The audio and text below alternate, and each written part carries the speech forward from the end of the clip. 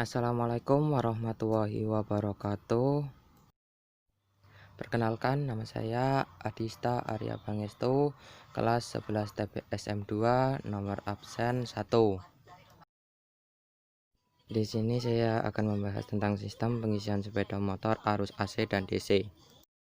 Sebelum itu, kita harus mengetahui pengertian sistem pengisian. Mesin kendaraan dapat berputar karena adanya siklus kerja mesin, baik 4 tak ataupun 2 tak.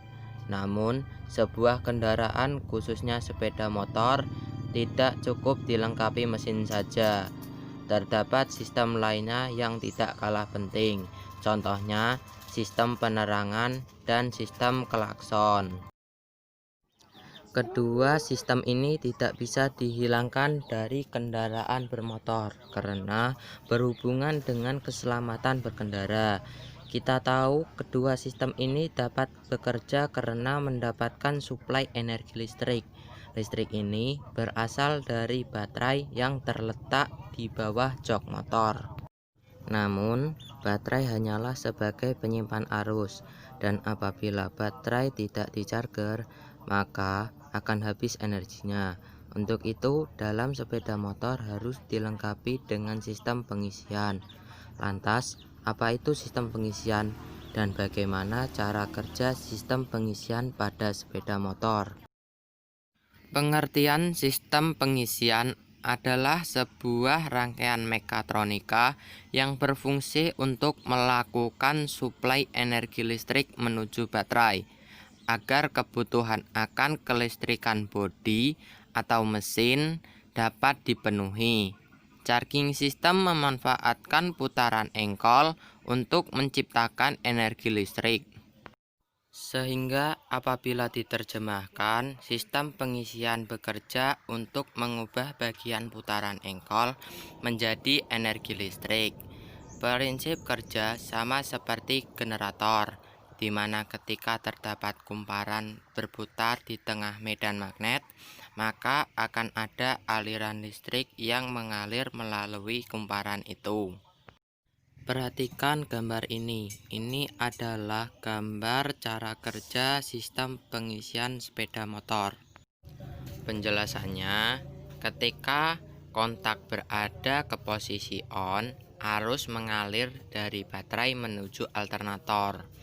Dari dalam alternator, arus listrik akan melewati kumparan startor, sehingga terjadi kemagnetan di dalam alternator. Saat mesin berputar, poros engkol juga akan berputar.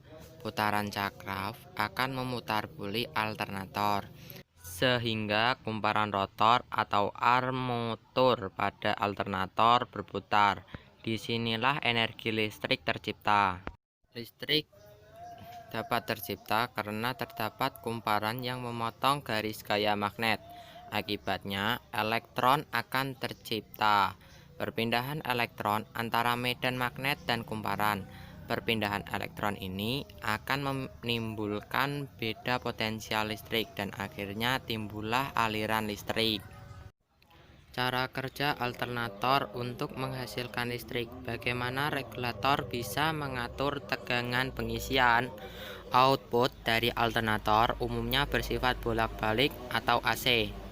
Untuk itu, sebelum listrik keluar dari alternator, disearahkan terlebih dahulu oleh rectifier atau kumpulan dioda yang terletak di dalam alternator, sehingga hasil output sudah bersifat searah atau DC.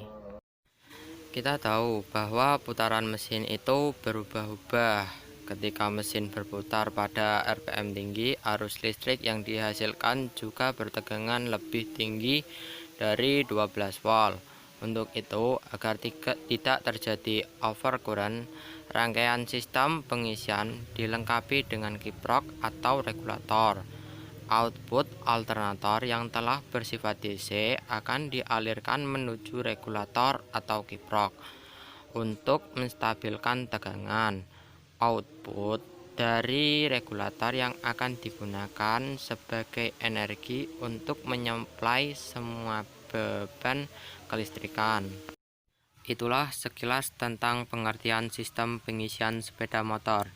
Semoga dapat menambah wawasan otomotif kita. Wassalamualaikum warahmatullahi wabarakatuh.